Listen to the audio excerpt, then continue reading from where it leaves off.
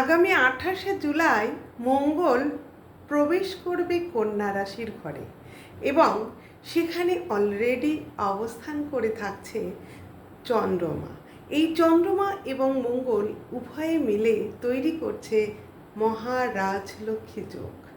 এই যে রাজযোগ, এই রাজযোগের ফলে 5 রাশি কিন্তু উপকৃত হবে এবং এই 5 রাশির ভাগ্য চমকে যাবে।